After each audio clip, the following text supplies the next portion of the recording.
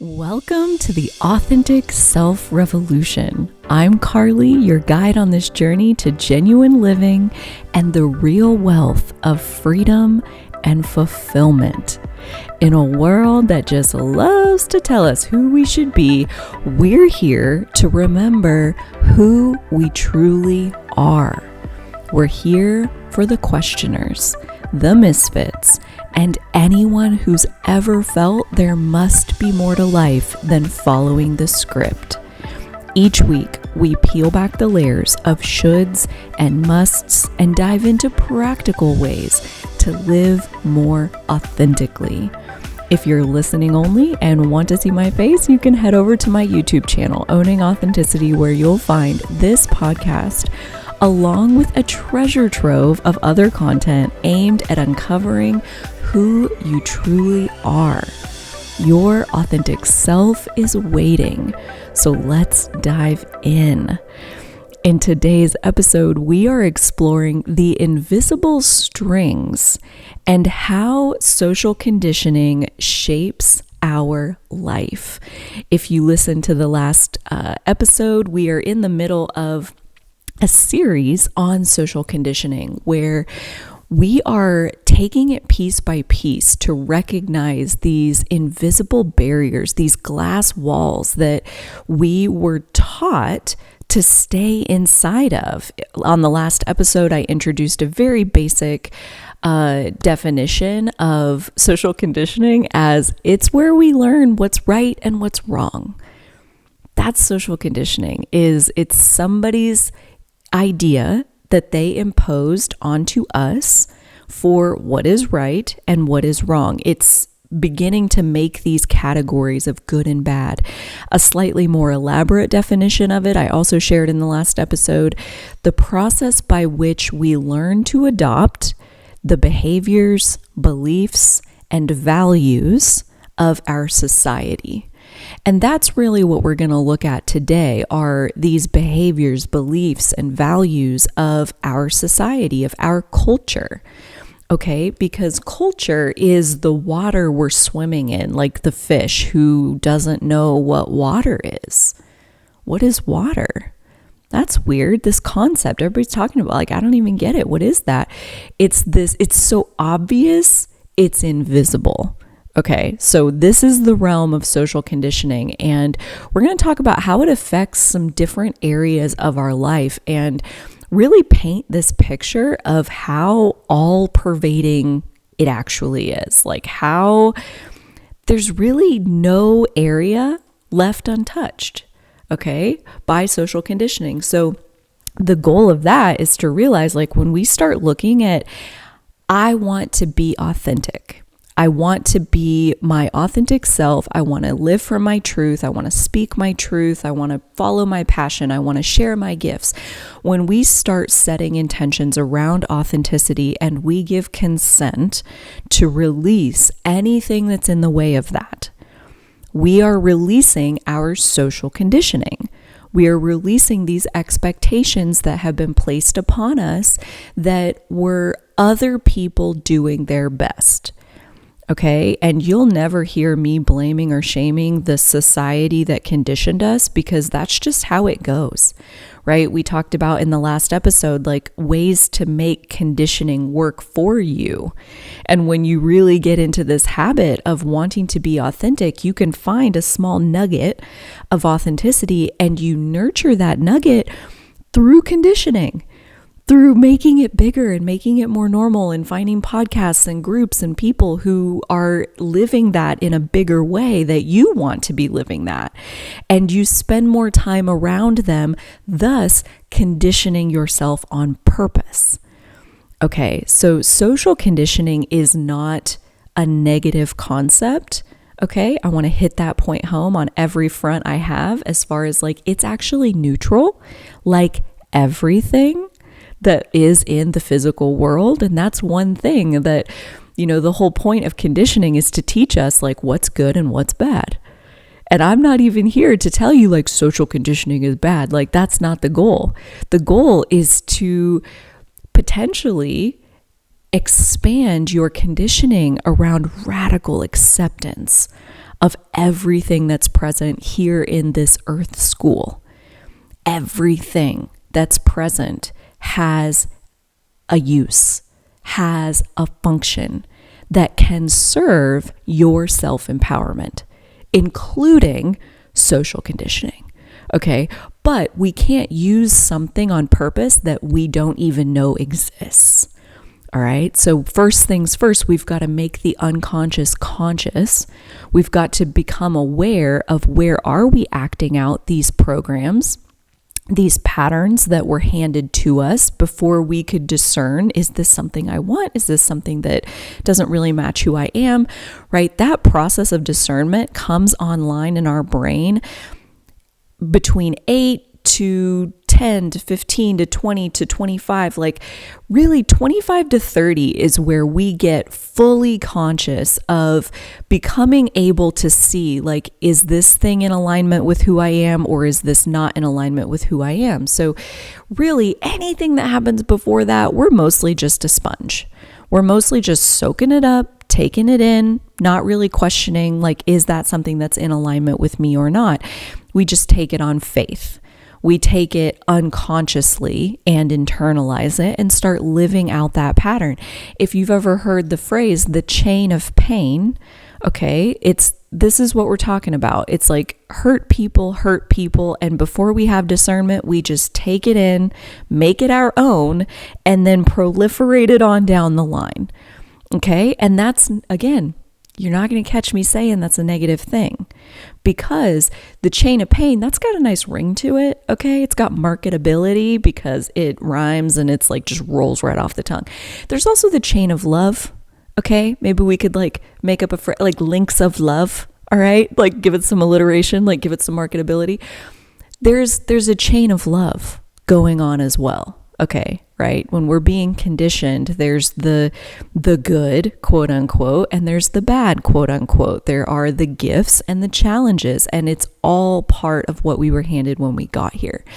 And so when we start looking, I've got 5 areas of life, and, you know, there's shades of gray that could go on into the thousands as far as like areas of life. But for simplicity's sake, we're going to take these 5 and just start to see like how much of your self, like I'm talking capital S self, is by conscious design.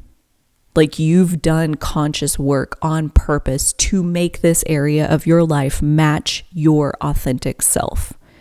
Okay, that's like consciously designing this self and moving it into alignment with your authenticity one little bit more, one little bit more, one little bit more. You may recognize like, oh yeah, I've spent actually a lot of time like thinking about, reflecting on, journaling about, meditating about, doing therapy about, et cetera, et cetera. That is likely a very deconditioned area of your life. Kudos, dude, on a job well done. All right, so great. And maybe as we go through the discussion, there's a little bit more. There's a little bit more that you realize like, ooh, yeah, I do still have that pattern that I've never stopped to question that. That's how my family did it. And I just thought like, that's just normal. Well, let me tell you what, your normal is somebody else's weird. Somebody else's weird is your normal. Okay. So there is no normal. There is no right way. There's only what's right for you. And often what our family does is so normal that we think that's the right way, and we just go on. And like I said, you just proliferate that on down the line. And there's nothing necessarily wrong with that. Okay. Other than it can be a glass wall, a glass box that's holding you in, and you want to be bigger than that. And if you want to be bigger than that, then by golly, like crack that glass wall, shatter it, give yourself some more space to be bigger. And how do we do that? We question. Why do I do that? Why do I think that? Why do I believe that? Is that really true? Can I absolutely know that that's true? You know, later on in this podcast, I have some episodes planned for working on limiting beliefs specifically. And I would say that's like a subset of social conditioning. Social conditioning is like a belief system, and limiting beliefs are specifically the ones that are keeping you smaller and holding you back from where you personally want to go. A limiting belief for me may not be a limiting belief for you. There is no like one size fits all of like, don't have this belief, it'll limit you. It don't work like that. Like this is a hero's journey. Okay. Each of us are having to walk that path for ourselves. Each of us has a unique authenticity. Each of us has to find within ourselves the pieces that work for us and the pieces that don't. So limiting beliefs are coming up. And when we get there, we're going to dive deep into the work of Byron Katie. Okay. Because she is like a ninja voodoo master at dismantling limiting beliefs and setting yourself free. So just a teaser, if you want to go ahead and dive into the work of Byron Katie, or maybe you're familiar, you want to refresh yourself, oh my God, like there's no bad time for getting more familiar with her work, but we're going to get more into that. But that's where those questions come from of, is it true? Can you absolutely know for sure that it's true? How do you react when you believe that it's true? Who would you be without that truth? Is there a different truth that feels better to you? You know, like personalizing your truth. I was listening to a song the other day that I have heard 1,000 times called Stand By You by Rachel Platten. And in there, she has a lyric that I've never heard so clearly and so fully as like I'm in the middle of this social conditioning series and like have that on my mind. And so then I listen to this song. The lyric says, truth is just what you believe in. You believe it, it's true for you. You don't believe it, then it's not true for you, right? Like we each get to personalize our truth. And so as we go through these 5 areas of life, think about how personalized is this area of your life. Another way to ask that might be, how much questioning have you done on that area of life to make it fit your soul like a glove? Like a really nice glove that fits you really well, okay? And where have you just taken the cookie cutter version and just made a copy and paste, you know? And there is no right or wrong. There's only a little bit more self-awareness. I'm talking capital S self, a little bit more self-awareness that can help you to make your life fit you even better than it already does.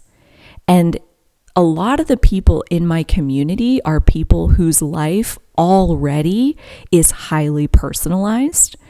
You know, like sometimes I attract beginners who are like brand new to these concepts, and that's why I go through them in this depth. But even a seasoned practitioner of authenticity can benefit from this style of communication and these reminders, because again, there's no top end to how good we can feel. There's no top end to like how customized your life can be to you.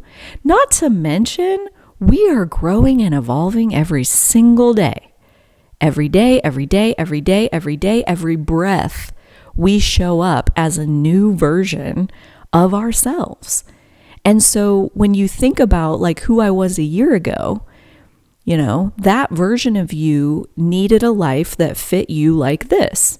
And maybe you designed that, right? And then who you are today is a different shape and size, and therefore will need a different life that is designed to fit the you are now. So this work of customizing our life to work for us, it never really ends because we never stop growing. We never stop evolving. We get a little bit more of who we were born to be, a little bit more, a little bit more, a little bit more. And so customizing our life and tweaking it to work for us, like it is work that goes on forever. And that's a good thing. Okay. This is my own personal belief. Like I said, everything is neutral.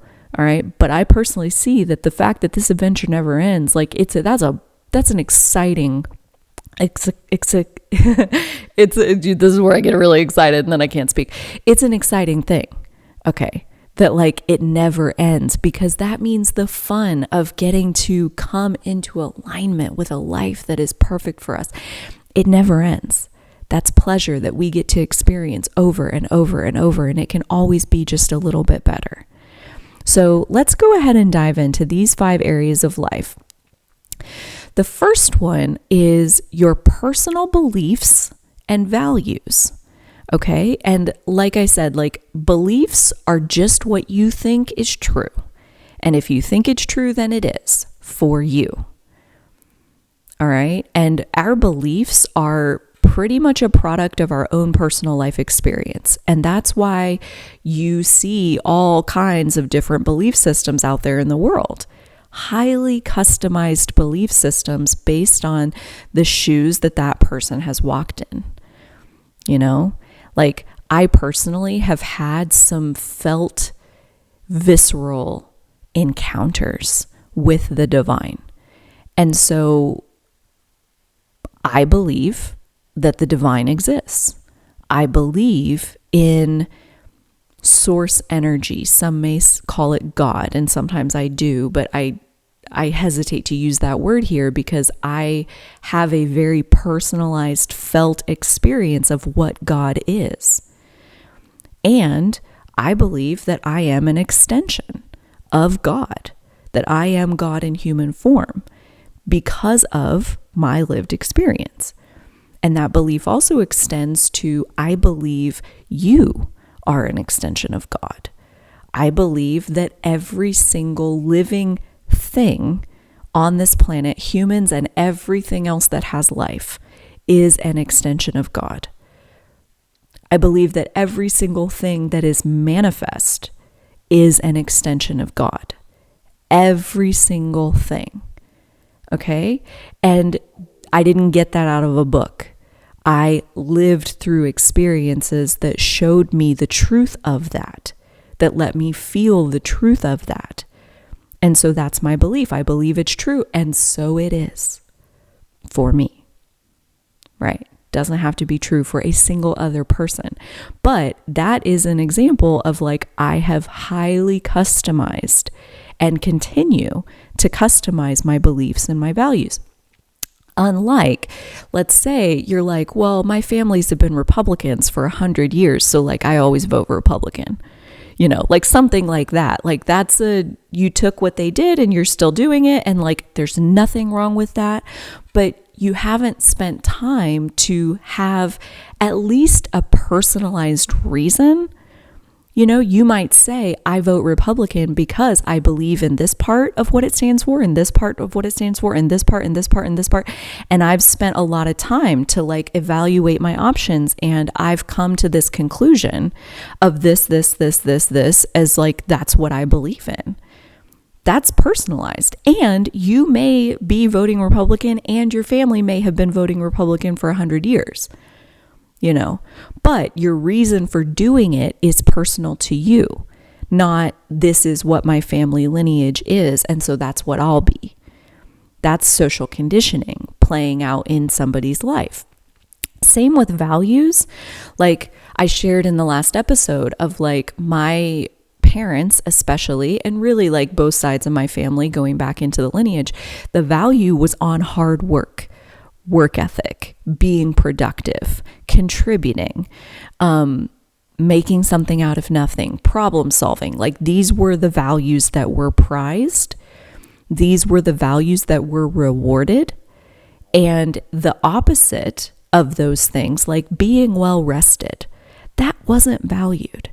Okay. And that is another place where like, what is most important to you? And again, if all you're able to come up with are things that were important to your parents in your childhood, then that may be an area, an opportunity for personalizing, reflecting on what is personally valuable to you. And again, you may come up with some overlap. You know, I personally really love a good work ethic. I don't believe you need to be doing it 24/7, but like if I'm going to work, I'm not going to half-ass it. I'm not going to just like fool around or whatever. I could be resting. Okay. So like when I work, I'm incredibly focused, but I also don't work nearly as often as my parents do still. My God, they're a couple of workhorses. Anyways, So like that kind of thing. And like contribution, I believe in that. I believe that like you're here, you're needed. There's something that you have that only you can contribute. Like I've personalized my relationship with contribution, but that was also a value in my childhood. So like figuring out what is most important to you, what do you believe is true, is part of this authenticity journey and is a good starting point as far as like all of these rest of the areas of life. It's really difficult to personalize the rest of them if you don't know what's most important to you, if you don't know what you personally believe is true. It's really difficult to personalize, say, your career. Okay. And a lot of us find ourselves in respectable or stable or secure professions, even though we friggin' hate it. Okay, even though you may feel like when you walk into your job and you sit down in your chair, that chair is sucking the soul from your body, but it's stable. It's secure. It's the most money I've ever made. It's the highest title I've ever had. Like on and on and on. Like the way that we relate to what is the career for. Stability, security, prestige, reputation, status. Those are kind of cultural ideas around career, as opposed to like, again, dude, look at what I'm doing right now. This is my work. Like I have a highly personalized relationship with my career. It's for self-expression. It's for sharing my soul's gifts. It's for leaving a contribution in the world that nobody else can make. Okay, that's just a little bit around like what I personally view as a career. And it's also a way to have fun. It's a way to be creative. It's a way to get to know yourself even better. It's a way to do shadow work, to become conscious of what you were previously unconscious of. Like there are so many different ways to relate to your career, instead of just taking it from a social conditioning chain style of like, well, this is what they told me the career was for, so that's what I'll use it for.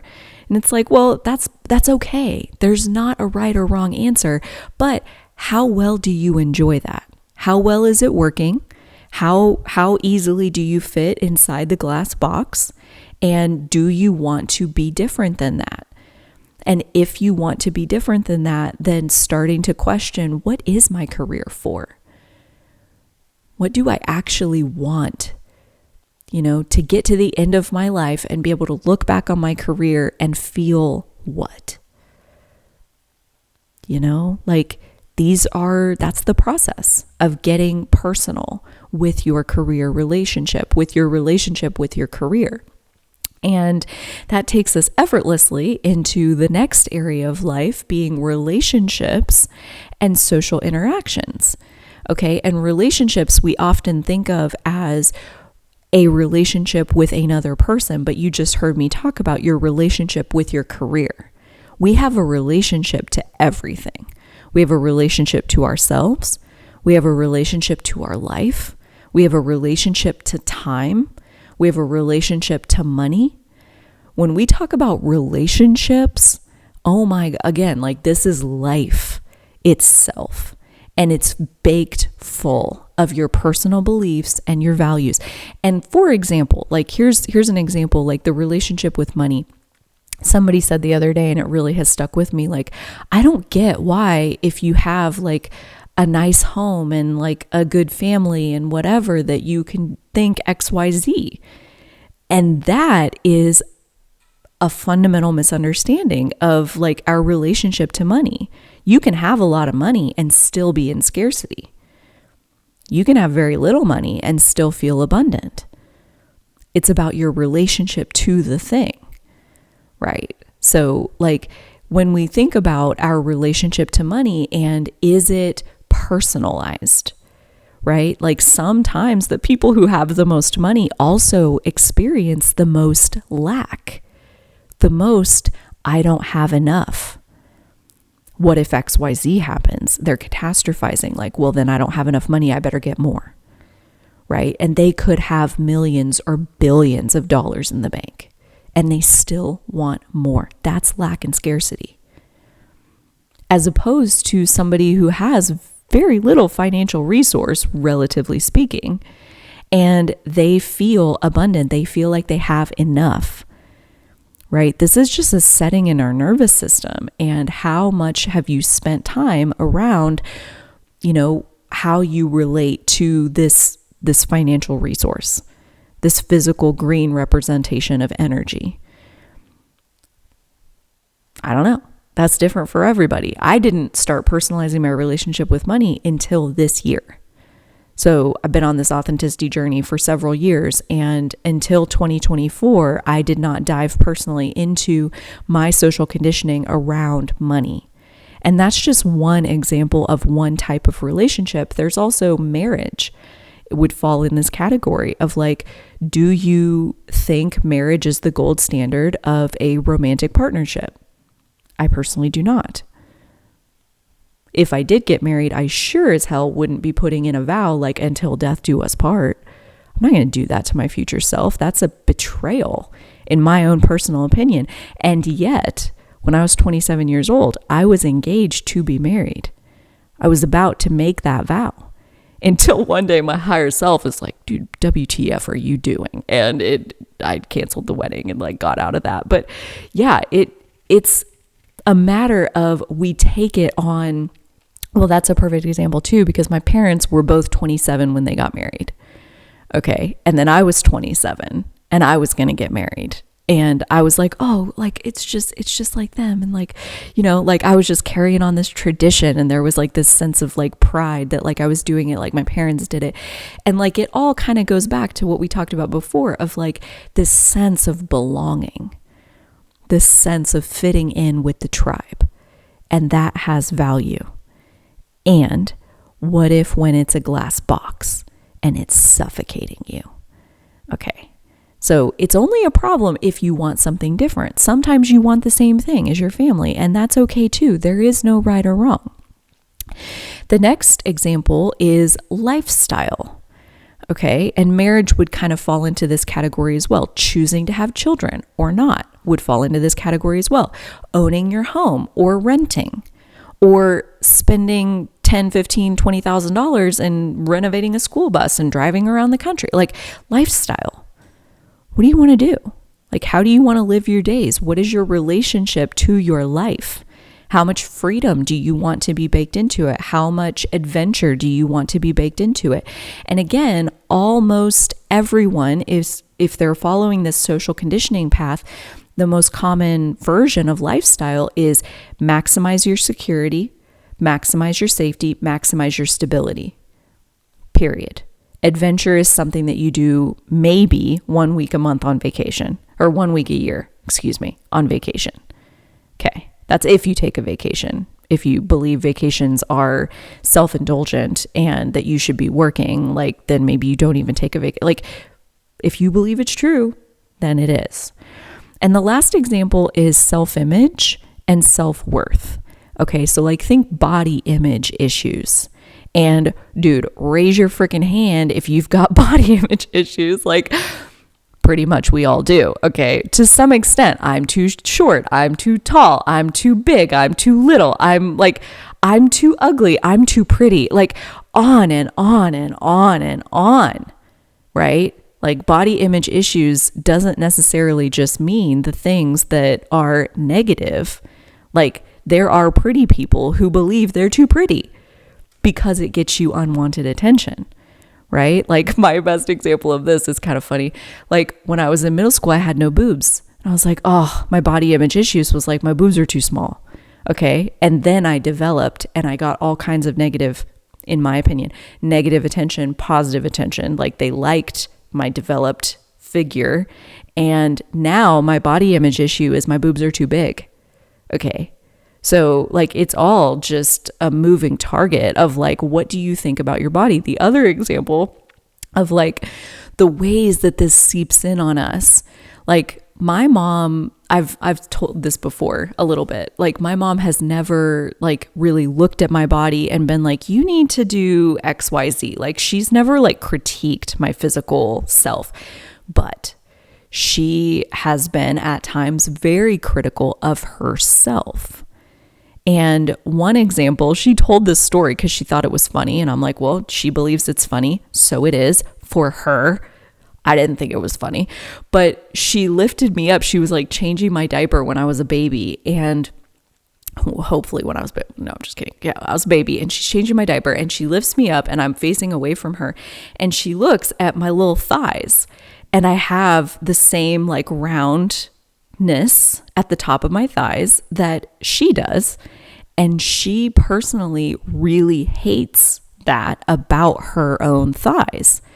These saddlebags, and she's standing there looking at her baby's thighs, and she bursts out crying because look what she did to me.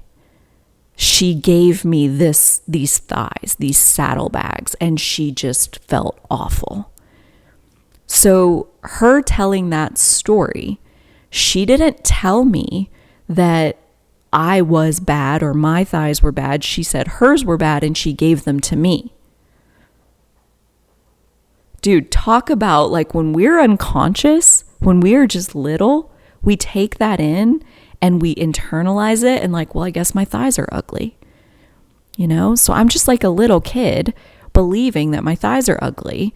And then, dude, so much of my weight loss journey, like this was probably more like in my 20s, so much of my weight loss journey was centered around like, I can't be done losing weight yet because I still have the bulge at the top of my thighs. That hasn't gone away yet, so I better keep losing weight. Down to the point where I am having blood sugar crashes, etc., feeling sick because my weight has gotten so low that I don't feel good in my body, but I still have the bulge at the top of my thighs, so I better keep going. Social conditioning at its worst, like making me sick, literally. So questioning, is it okay to have bulges at the top of your thighs? And at this point, I say, yes, it is. I actually love my figure now. I'm about 35 to 40 pounds heavier than I was back then when I was like trying to lose weight to make the bulge at the top of my thighs good. Like, dude, I love how I fill out my jeans. I love my roundness. I love how stable my blood sugar is. I love how good I feel in my body. I love how good I sleep. I love how good I feel when I wake up. I love how stable my mood is. I love how steady my periods are. Like my physical body right now feels so good. And I'm about 30, 40, 50 pounds, depending on who you are, heavier than I should be at my size. I'm like bordering on obese according to like the BMI metrics. That makes my face get hot because there's just still a little bit of shame in my body around being obese. That's social conditioning. That's my body in having internalized that thing is bad and wrong and you shouldn't do that. I don't consciously believe that, but the deconditioning journey, like I said last time, it happens in 7-year chunks, right? Those things come up and out of our body slowly because we internalize them originally to stay safe, to belong to our tribe. So we don't let go, just like, oh yeah, just give that thing up and like, don't do it anymore. So like deconditioning is tough work. It takes a lot of repetitive self-reflection. And if you are doing any degree of that, I give you a big high five over the internet, big energy hug, because that is badass. That's my own personal belief. I believe it's true. So it is for me. Okay. So if you have enjoyed this episode, please take a second and like it. Leave a review on the podcast, preferably 5 stars, but dude, whatever you think is true, it is, okay? Next episode, we will be diving again back into this world of social conditioning and getting clear on what has been handed to us and who we really are. Those are sometimes the same thing, sometimes not the same thing. And if we want things beyond what we have been handed, it serves us to personalize our relationship to everything in our life. And the next episode will hopefully continue to deepen that journey with you. Also, if you are ready for some personalized attention on your journey, on your deconditioning journey, on your authenticity journey, I would love to invite you to book a complimentary Zoom session with me where we can sit down for an authenticity activation, get crystal clear on what it is that you want and what is that glass wall standing in the way. You can book that right now by going to owningauthenticity.com/activate. I would love to sit down with you and chat about your personal journey wherever you may be upon it. And until next time, I do hope that you'll take such good care of the beautiful human that you are, and so will I.